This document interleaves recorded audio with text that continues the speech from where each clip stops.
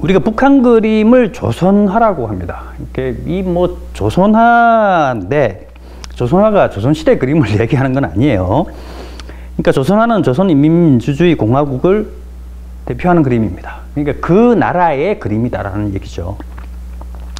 중국에는 중국화라고 그래요. 중국을 대표하는 그림을 중국화라고 하고, 일본도 일본화라고 이야기를 하죠.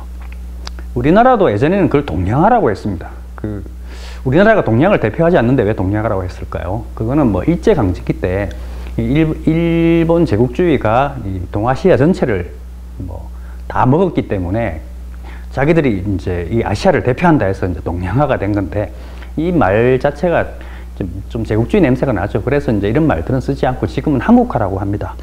우리나라 그림은 이제 한국화가 되고요. 그렇다면 뭐 미국의 그림은 뭘까요? 뭐 미국화라고 해야 되는데 보통 우리는 팝아트라고 이렇게 표현을 합니다.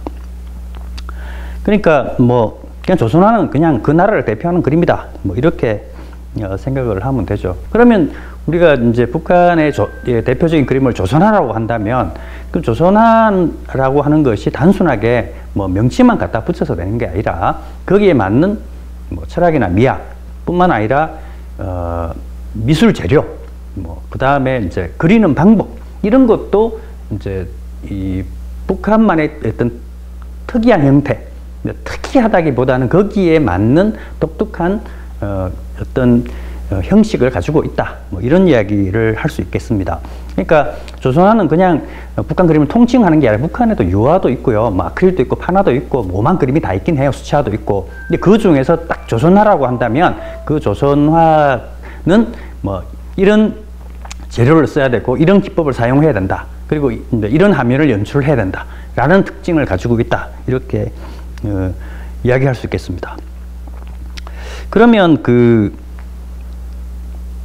이 조선화의 특징 중에서 조선화는 일단 뭐 만들어진 지가 그렇게 오래되지 않았어요. 그러니까 이게 조선이 건국되고 나서, 북한이 건국되고 나서 이제 한국 전쟁을 겪게 되죠. 6.25 전쟁을 하고 나서, 그리고 나서 이제 뭐 전후복구하고 정신없이 보내다가 1960년대쯤 들어와서야 이제 우리도 우리만의 그림을 가져야 하지 않겠는가라는 생각을 하게 되고, 그때부터 조선화의 이제 이 기틀들이 이제 만들어지기 시작합니다.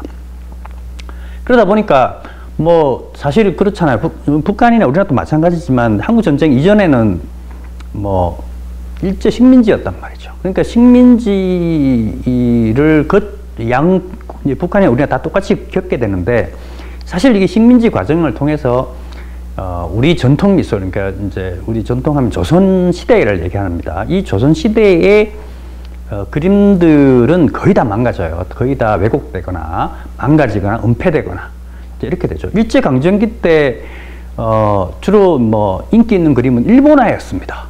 일본화라든가 약간의 서양화, 뭐 이런 것들이 중심이었고, 전통 그림들 같은 경우는 수묵화 정도가 이제 이렇게 산수화라든가 뭐 문인화 같은 이런 정도가 이렇게 명백을 이제 유지를 하고 있었죠.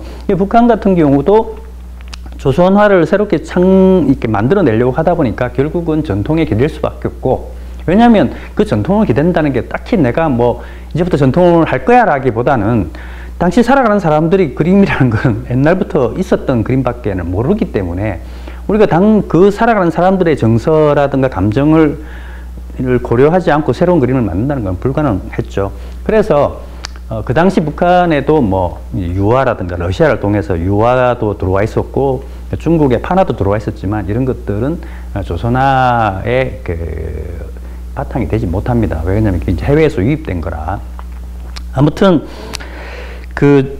이 전통 그림을 바탕으로 해서 이제 우리가 화폭이라고 하잖아요. 화폭. 뭐 우리 캔버스천 뭐 이런 것도 이제 하나의 화폭인데, 또 우리가 수채화할 때는 뭐 종이 같은 것도 쓰고 그러는데, 북한도 조선화를 하려면 새로운 종이가 좀 필요하다.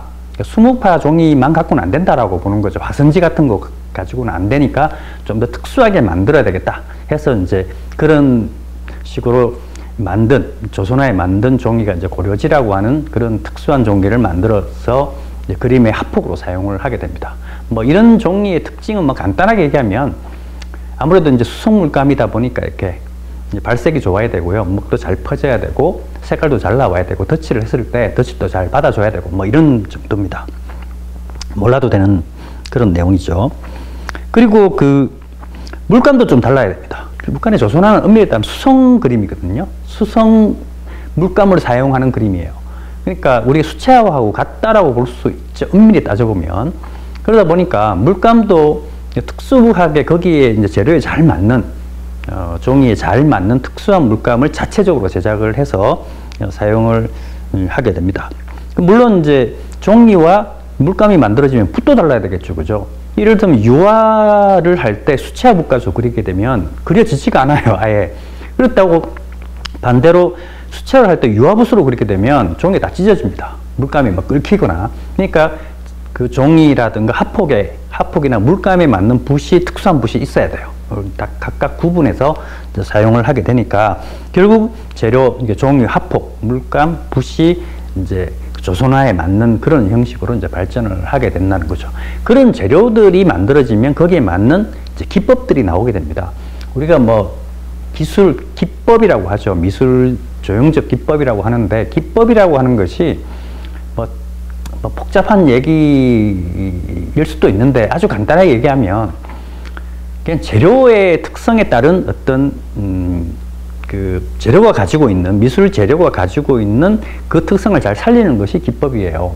그러니까 유화를 할 때는 유화 기법이 나오고 수채화를 할 때는 수채화 기법이 나옵니다. 그러니까 수채화를 할 때 유화 기법이 나오지 않아요. 이 재료가 다르기 때문이죠.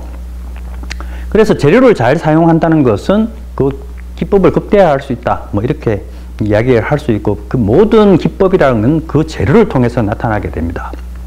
이 조선화의 특징은 뭐냐면 색을 진하게 칠하고 화사하게 칠한다 이겁니다. 이게 이제 특징이에요. 그러니까 우리가 유화든 서양의 유화를 보면 굉장히 칙칙해요. 회색이라든가 이런 느낌들을 되게 많이 쓰거든요. 어두운 무채색 계열도 많이 쓰고 그런 느낌을 냈을 때 그런 색깔을 사용했을 때 이 흔히 말하는 그 서양화가 가지고 있는 그 어떤 미학이라든가 정서를 잘 드러낼 수 있기 때문에 그렇게 표현을 하는 건데 그 이제 북한에서는 우리나라 사람들의 성격이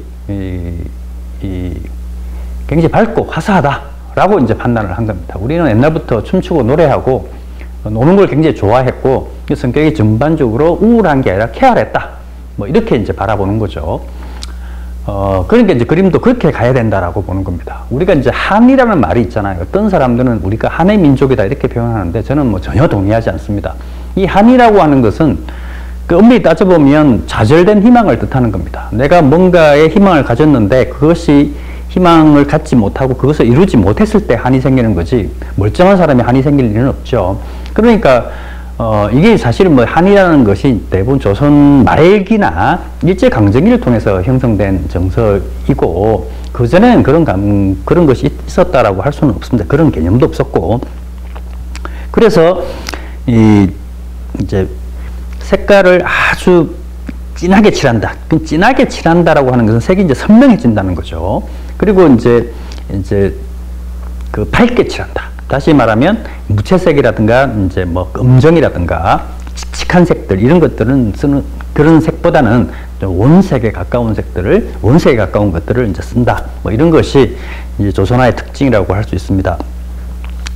그 1983년도에 그린 그 김명수라는 화가가 북한 화가가 그린 아름다운 약속이라는 작품이 있습니다.